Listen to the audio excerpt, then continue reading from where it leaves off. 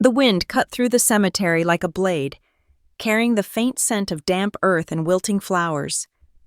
I adjusted my uniform collar, the crisp fabric of my service dress scratching against my skin after hours on the plain.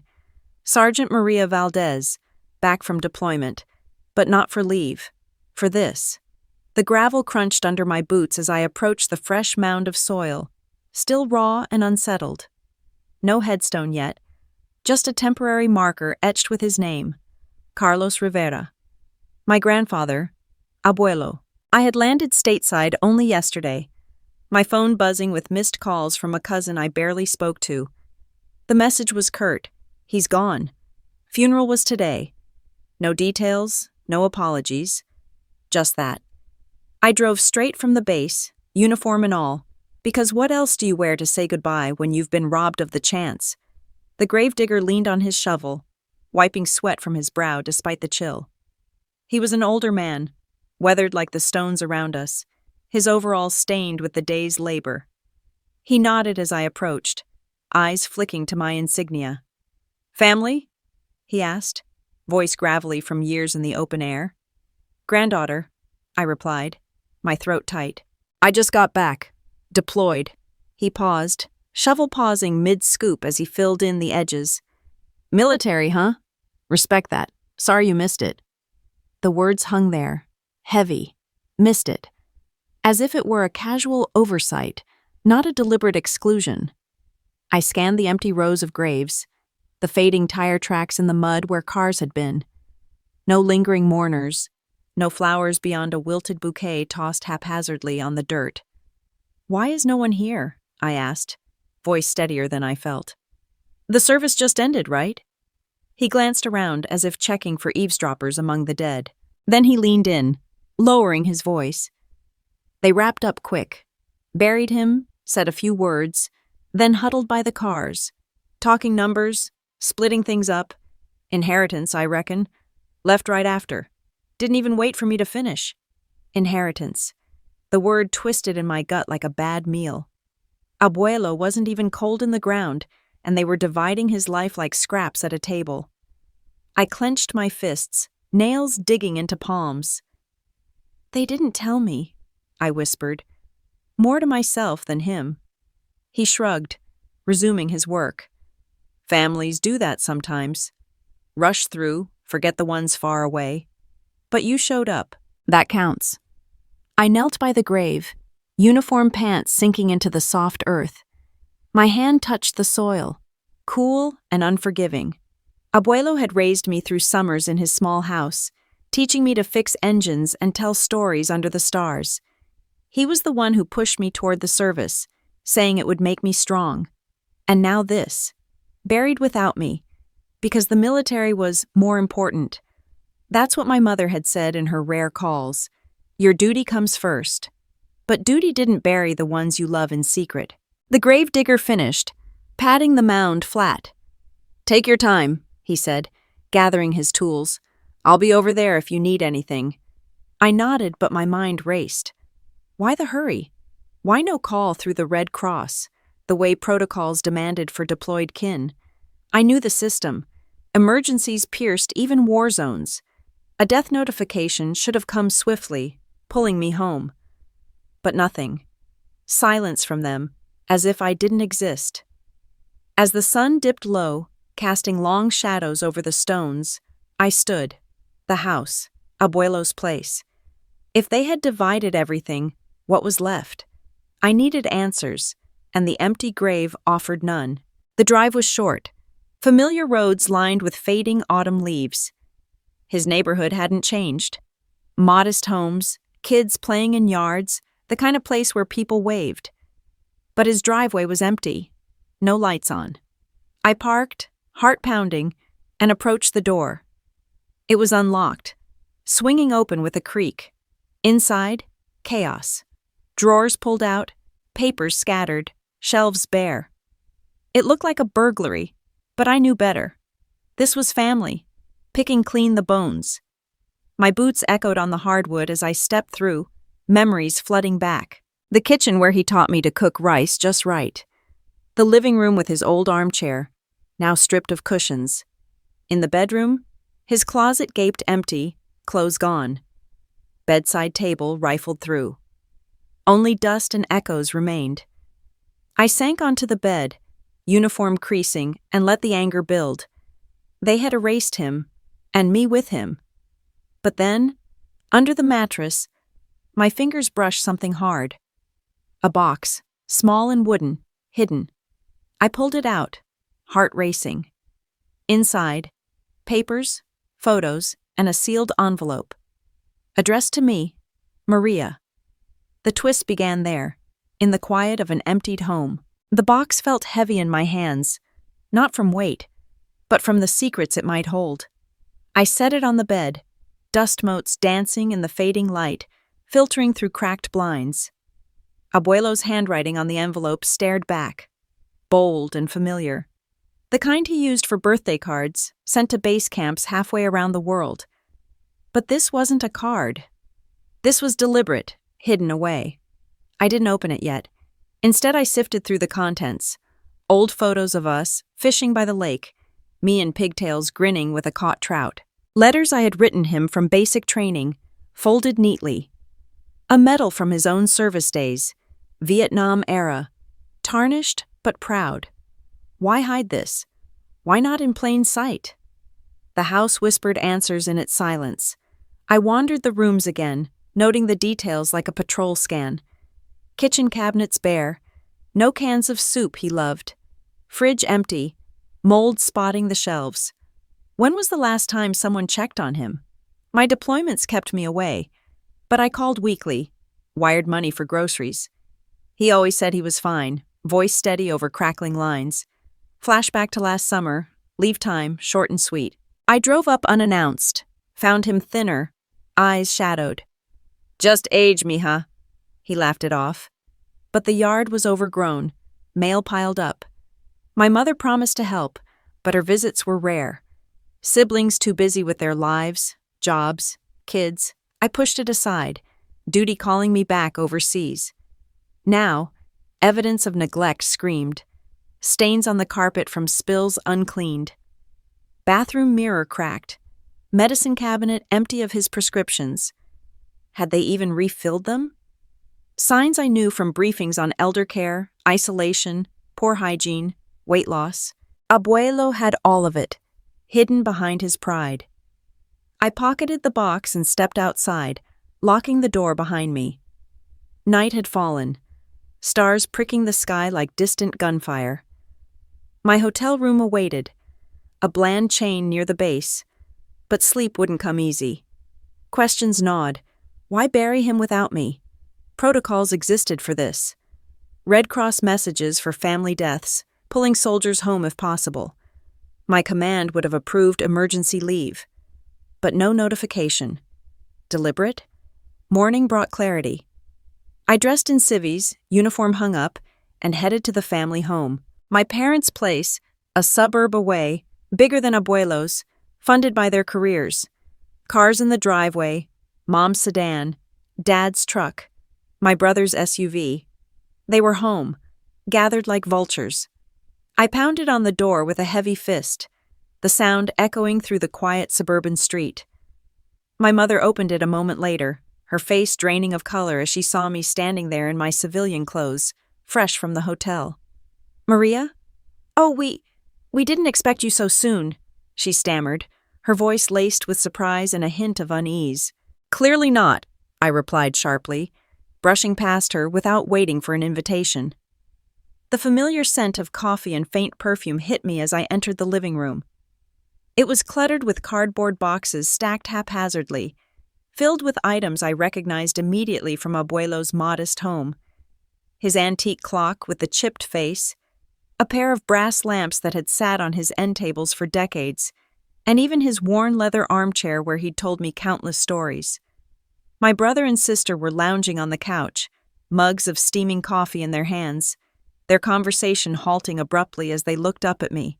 "What are you doing here so suddenly?" my brother asked, his tone defensive and edged with irritation, as if my arrival was an unwelcome intrusion. "I came back for Abuelo's funeral," I said. my words dripping with sarcasm that barely masked the deep hurt bubbling underneath. Too bad I missed the whole thing, thanks to all of you. My father cleared his throat from his spot in the recliner, setting down his newspaper with deliberate slowness. Your military service is important, Maria. We didn't want to pull you away from your duties overseas. It seemed like the right thing to do. That's nonsense, I shot back, my voice rising with frustration. You know there are official channels for this, Red Cross notifications that could have gotten me home in time. Why the big rush to bury him without even telling me? They all exchanged uneasy glances, the kind that screamed of hidden secrets and unspoken agreements. My mother fidgeted with the hem of her sweater, avoiding my eyes. He passed away so quickly, from a heart attack, she explained softly, her words tumbling out. We just thought it was best to handle everything right away, without dragging it out. Best for whom exactly? I wondered silently, my gaze shifting to the boxes again. Aloud, I demanded, "And what's all this?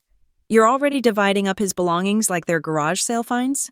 My sister leaned forward, her expression a mix of defensiveness and forced calm.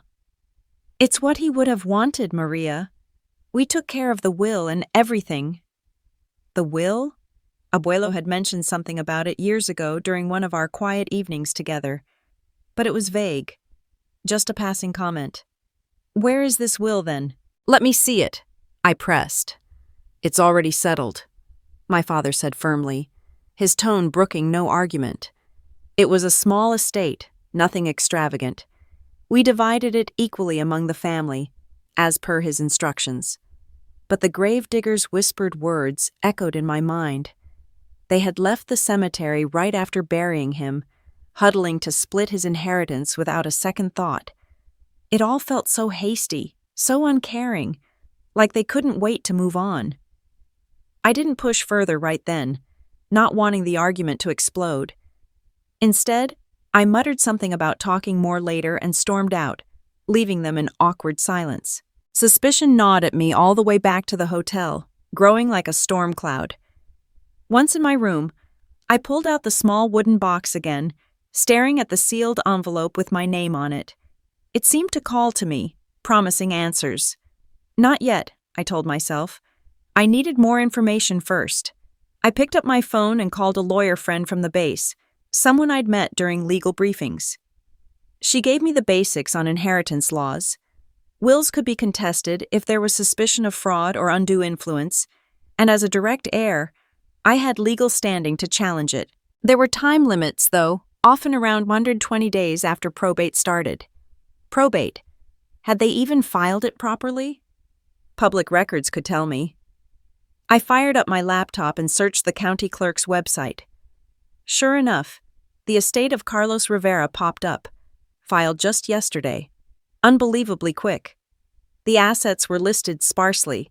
The house, some savings accounts, nothing else major. It mentioned division among his children and grandchildren, but no specific details on who got what. Something felt deeply off about it all. Abuelo wasn't wealthy by any stretch, but he was always careful with his money. His veteran's pension had built up modest savings over the years, and the house had been paid off long ago. Why rush through everything like this? A flashback hit me then. Those childhood visits to his place, where he'd slip me a few dollars for school supplies, his eyes twinkling as he whispered, "For the one who actually listens to an old man's ramblings." He had always seen right through our family dynamics, the way my parents chased their ambitious careers, how my siblings were wrapped up in their own self-centered worlds. Me? I was the outlier.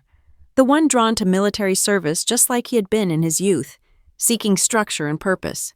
The envelope still waited in the box, untouched. Tomorrow I'd confront them again, armed with more questions. But the intrigue was building fast. What exactly had Abuelo hidden away in there? And why? The dawn sky was a dull gray, heavy with clouds, as rain tapped lightly against my hotel window, reminding me of distant artillery fire from training exercises. I got dressed with purpose that morning, choosing my full military uniform this time. The sharp creases, polished boots, and gleaming insignia, all making a clear statement. I was here not just as a granddaughter, but as a soldier who valued honor and loyalty above all. As I drove back to my parents' house, my mind wandered to Abuelo's old stories from his days as a Vietnam veteran. He'd often talk about the unbreakable bonds of loyalty, how family should be your anchor in the midst of life's chaos. "Blood isn't everything, mija," he'd tell me with that wise, gravelly voice. "It's the actions that count, the ones who stand by you when it matters most." I pulled into the driveway and noticed extra cars parked there, ones I didn't recognize. Were they from aunts or uncles? Or maybe lawyers? A knot of tension twisted in my stomach as I approached the door, bracing myself for whatever awaited inside. My mother answered after a few knocks, her eyes looking tired and shadowed, like she hadn't slept well. "Maria, come in," she said quietly, stepping aside without much warmth. The living room felt like a tense council meeting. My parents were there, along with my brother and sister, and a stranger in a crisp suit sitting at the dining table with a briefcase open. "This is Mr. Ellis, our family attorney," my father introduced, his voice steady but guarded, as if he was preparing for battle. "Why bring in a lawyer already?" I asked, not bothering to hide my suspicion as I took a seat without being invited, my uniform making me feel armored against their stares. "We're just finalizing some details," my father replied, folding his arms across his chest. "It's about honoring your grandfather's last wishes, nothing more." "Wishes that somehow excluded me from even knowing about his burial?" I countered, my voice sharp with the pain of betrayal. "How could you do that to me? To us?" There was a heavy silence that stretched on, broken only by the rain outside. My sister shifted uncomfortably in her chair, fiddling with her coffee mug. "We figured you'd understand, Maria," she said, her tone almost apologetic but not quite. "Your duty in the military comes first, right? We didn't want to disrupt your service overseas, but duty doesn't mean cutting me out completely," I fired back, leaning forward with intensity. "There are protocols for this. Red Cross emergency notifications that get sent straight to deployed soldiers for family deaths. It could have pulled me home in time. So why no message? Why rush through everything without a word to me?" My brother snorted dismissively, leaning back on the couch with a smirk that only fueled my anger. "Come on, it's all bureaucracy and red tape," he said casually. "We just handled it ourselves to keep things simple and quick." Handled it, like it was some minor chore, not the final goodbye to our grandfather. I leaned in closer, my eyes scanning their faces for cracks in their composure. "And what about Abuelo's house? I went there yesterday. It was stripped bare, like a bunch of thieves had been through it. The fridge was empty, spills uncleaned on the floor, everything in disarray. Those are clear signs he wasn't being cared for properly. Possible malnutrition, isolation, outright neglect. How could you let that happen?" My mother gasped, her hand flying to her mouth in shock. "How dare you accuse us like that, Maria? We did what we could." But I saw their eyes darting away, avoiding mine, guilty shifts that matched everything I'd read about elder neglect in those quick online searches, symptoms like weight loss, poor living conditions, and emotional isolation. Abuelo had been left alone in that house, fading away while they lived comfortably in their own world, ignoring his needs. A flashback hit me then, pulling me back to my last phone call with him a few months ago, right before my deployment intensified. His voice had sounded weaker than usual, thinner over the crackling line. "Don't worry about me, mija," he'd assured me. "The family visits now and then." But were those visits real? Or just lies to keep me from worrying? Or worse, their own neglect hidden behind empty promises? The attorney cleared his throat awkwardly, breaking the tension as he adjusted his tie. "The will is quite clear on this," he said professionally. "The assets are to be divided among the immediate family members who were present and involved in his care." "Present?" I echoed, my brow furrowing in disbelief. "I'm part of this family too, his granddaughter. You were away for so long, deployed overseas. my father interjected, his voice firm but with a hint of defensiveness. He understood that. He knew your commitments. Rage simmered inside me, hot and unrelenting. Show me the will, then. Let me see it for myself. There was a moment of hesitation, glances exchanged again, before the attorney reluctantly pulled out a document from his briefcase. Something about it felt wrong right away. The dates were too recent, and Abuelo's signature looked shaky, uneven, not like the strong hand I remembered. I scanned the pages quickly. The house went to my parents. The savings were split mostly among my siblings, and I was mentioned only minimally, a small token sum that felt like an afterthought. This wasn't Abuelo at all. He'd promised me more, even if it was half in jest during our talks, but always with sincere warmth. For you, mija, the fighter who never forgets her roots. I contest this, I declared flatly, handing the paper back with resolve. On grounds of possible undue influence. He was isolated in that house, maybe even coerced into signing something he didn't mean. Gasps rippled through the room, and the attorney frowned deeply, steepling his fingers. You'd need solid proof for that, Ms. Valdez. You do have standing as an heir, yes, but contesting a will takes time, money, and evidence. It's not a simple process. I'm in the military, I replied, standing up tall.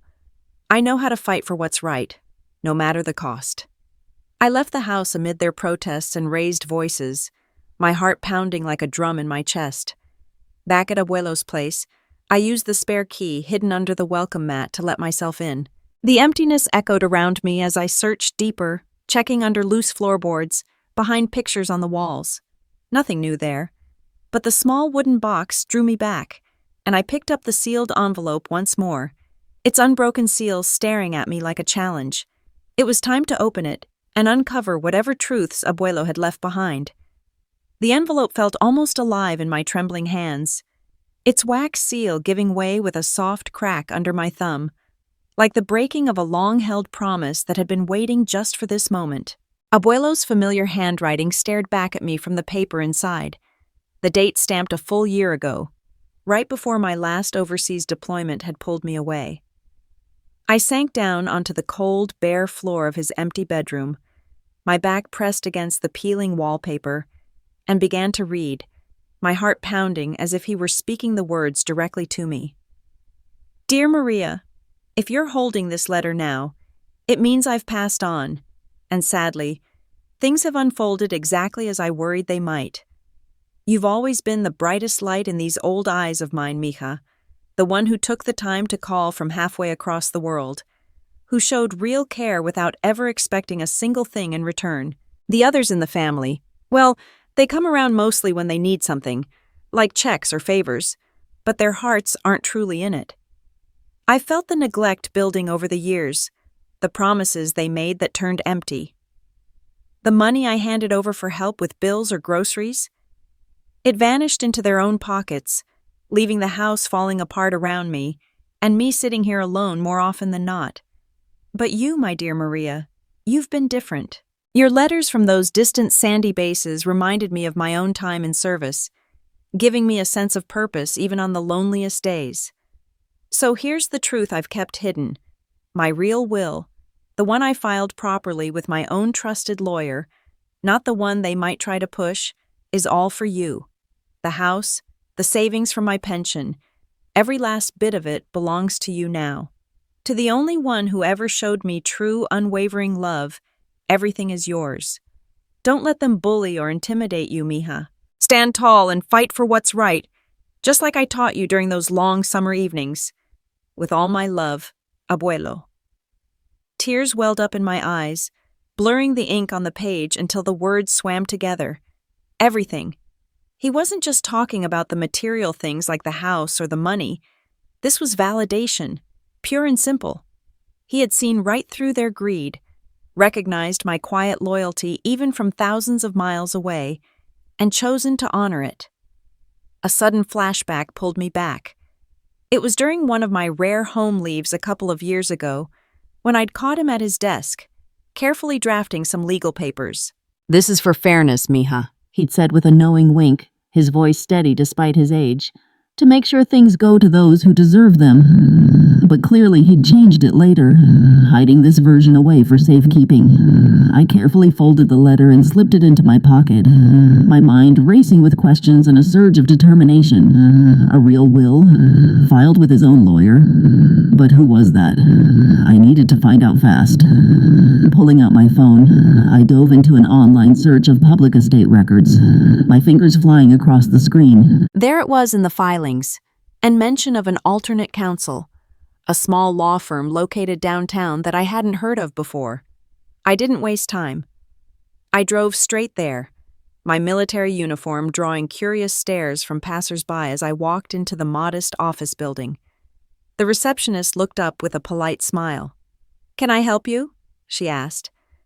"I'm here about Mr. Carlos Rivera, my grandfather," I explained, showing her my ID. "I believe he had a file here, something sealed until a contest or the rightful heir presents themselves." She nodded thoughtfully, checking her computer. "Yes, we have a record for Mr. Rivera. It was sealed, to be opened only under specific conditions like a contested will or by a named heir." "Heir?" I repeated, pulling out the letter and handing it over. "That would be me. This is from him. Please take a look." The attorney emerged from a back office a few minutes later, reviewing the document with widening eyes as he read. "This changes everything," he said, adjusting his glasses. "This is the original will, fully notarized and executed well before any other versions. It's uncontestable without clear proof of fraud or incapacity on his part." Fraud. That word hit hard. Their so-called will, the one they'd shown me with the shaky signature, it could have been forged, or maybe coerced out of him, when he was vulnerable. "I recommend you read this letter aloud to them," the attorney advised, handing it back with a serious nod. "Do it publicly, in front of witnesses if possible. Let the truth come out in his own words. It'll make it harder for them to deny." I nodded, a plan forming. That evening, I called for a family meeting, insisting it happen at Abuelo's house, the place they had stripped bare, now reclaimed as my ground. Neutral territory? Hardly, but it felt right. They arrived one by one, looking wary and on edge, their own attorney trailing behind like a shadow. I stood in the center of the empty living room, the letter clutched firmly in my hand, my voice steady despite the storm inside. "Abuelo left this sealed away for me to find," I announced, holding it up for them to see. "These are his exact words, written in his own hand. I think you all need to hear them." I unfolded the paper and read it aloud, slowly and clearly, the heartfelt confession about their neglect, the empty promises, and then the bequest that cut through the room like a knife. "To the only one who ever showed me true, unwavering love, everything is yours." The silence that followed shattered like glass. Outrage erupted, denials flying from every direction. "This has to be fake," my brother yelled, his face reddening with anger. "You must have forged it yourself." "It's not real. Abuelo wouldn't do this to us," my sister chimed in, her voice breaking with a mix of shock and desperation. But my attorney, whom I'd invited to witness, stepped forward calmly. "I've verified it," he confirmed. "This is the original document, and probate court will validate it soon enough. Any other versions are superseded." The twist had reached its peak, their greed laid bare for all to see, my rightful inheritance finally secured, and the family secrets unraveling in the harsh light of truth. The empty living room exploded into chaos right after I finished reading Abuelo's letter aloud, with voices clashing and overlapping like bursts of gunfire in a heated skirmish. My mother clutched at her chest dramatically, her face turning as pale as a ghost, as she whispered frantic denials under her breath. "No, this can't be right. He wouldn't do this to us," she murmured, shaking her head in disbelief. My father, red-faced with fury, slammed his fist down on the rickety coffee table so hard that it rattled, veins bulging in his neck like cords ready to snap. "This absolutely can't be happening. We had his will, the one he signed right in front of us." "Your version of his will," I corrected firmly, my voice remaining steady and composed. honed from years of giving commands in high-pressure military situations. But was it forged? Or maybe coerced out of him when he was at his most vulnerable? We'll find out soon enough. The truth has a way of coming to light. My sister burst into tears, burying her face in her hands as sobs racked her body, while my brother paced back and forth across the worn carpet like a caged animal, his footsteps heavy and agitated. Their attorney fumbled with a stack of papers from his briefcase, his face flushed as he tried to regain control. "We'll contest this immediately," he blustered, waving the documents for emphasis. "This so-called original won't hold up in court." On what possible grounds? My own lawyer, who I'd brought along for exactly this moment, countered smoothly, stepping forward with a calm authority. "Are you claiming lack of mental capacity? Abuelo was sharp as a tack right up until the end. His mind was clear, his decisions deliberate. Or maybe undue influence? From whom exactly? The granddaughter who was deployed overseas, thousands of miles away, and barely had contact except through letters?" As the argument heated up, evidence started piling up in my mind like ammunition for the coming battle. I'd already requested his bank statements through legal channels, and they painted a damning picture. Transfers of money meant for Abuelo's daily care and medical needs had been redirected straight into my family's personal accounts. There were no receipts for his prescriptions, no records of hiring home aides to help with chores or companionship. The signs of neglect were glaring. Doctors' reports I'd subpoenaed showed untreated hypertension that had worsened over time, ultimately leading to the fatal heart failure that took him. A poignant flashback surfaced then, Abuelo's handwritten letters to me during my deployments, filled with subtle hints that I'd overlooked at the time. "The family is always so busy these days, mija," he'd written in one, his script a bit shakier than before. "But your kind words and stories from afar keep this old heart going strong." Now I saw it for what it was, a quiet code for his growing abandonment, a plea hidden in plain sight. They kept arguing, but I could see the cracks forming in their united front, their confidence crumbling under the weight of exposure. "We did our best for him, Maria. You have to believe that," my mother pleaded, her eyes welling up with tears as she reached out a hand toward me. "Your best?" I pressed, my tone laced with disappointment and resolve. "Your best was leaving him alone in that house for weeks on end? No regular visits, no phone calls to check in, nothing but excuses while he struggled?" My brother snapped back defensively, stopping his pacing to point a finger at me. "You were gone too, you know. Off playing soldier halfway around the world. What gives you the right to judge us?" "But I was serving our country, honoring the same path Abuelo took in his youth," I replied evenly. "You? You were right here, close enough to help, but instead, you profited from his vulnerability, siphoning off what little he had." The meeting dragged on in a tense stalemate, with no resolution in sight, until they finally gathered their things and left, muttering veiled threats about dragging this out in court. I wasted no time securing the house properly, changing the locks and installing a basic security system to keep it safe. In the days that followed, the legal wheels started turning fast. They filed their contest to the will almost immediately, ridiculously claiming that I had somehow influenced Abuelo from afar through my occasional letters and calls. It was laughable, almost desperate.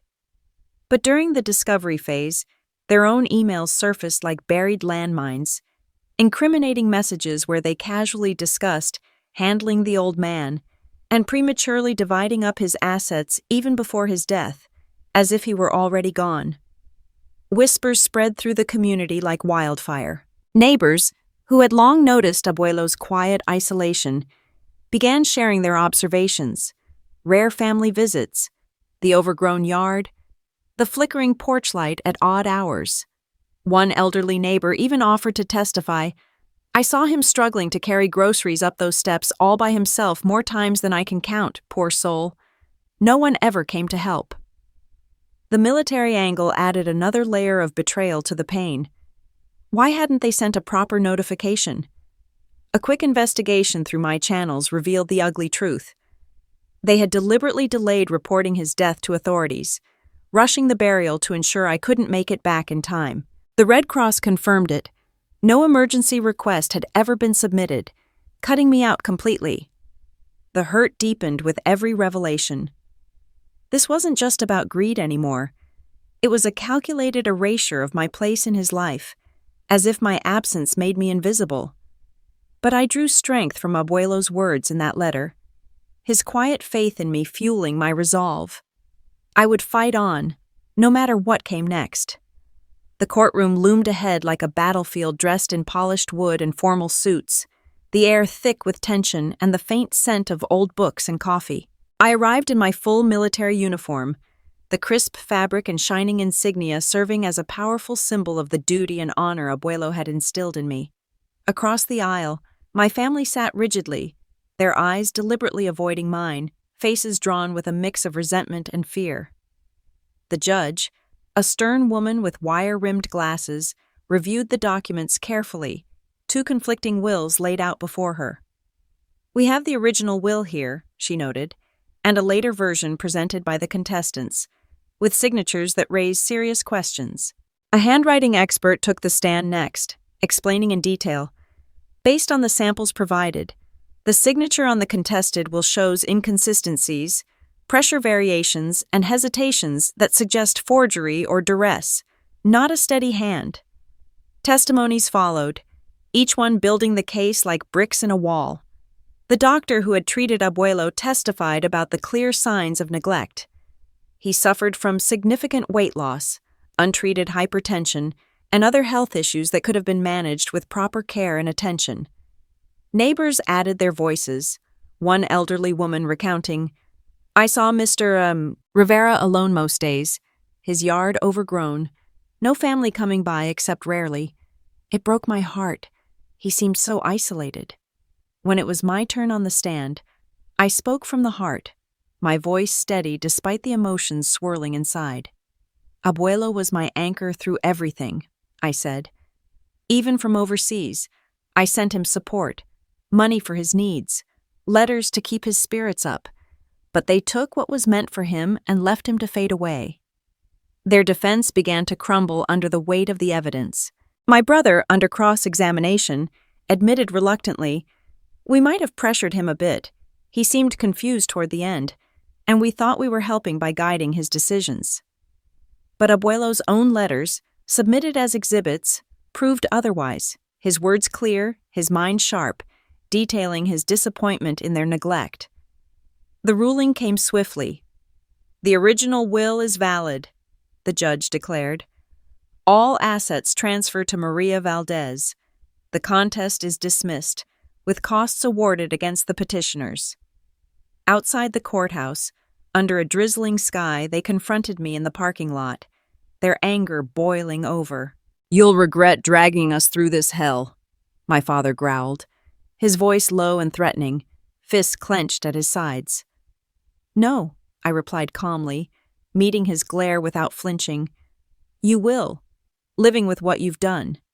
With the legal battle won, healing could finally begin. I returned to Abuelo's house, restoring it room by room, fresh paint on the walls, his favorite armchair reupholstered, every corner filled with honored memories of the man who had shaped me. In the weeks following the courtroom ruling, a heavy silence descended from my family. No calls, no messages, just a final, irrevocable estrangement that felt both painful and liberating.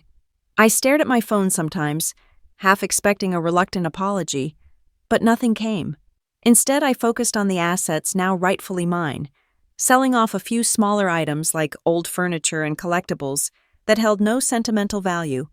With the proceeds, I made donations to veteran support causes in Abuelo's name, organizations helping former soldiers with housing and mental health, just as he would have wanted. "This is for you, Abuelo," I whispered during one transfer, imagining his proud nod. The house, now fully mine, became my sanctuary and project.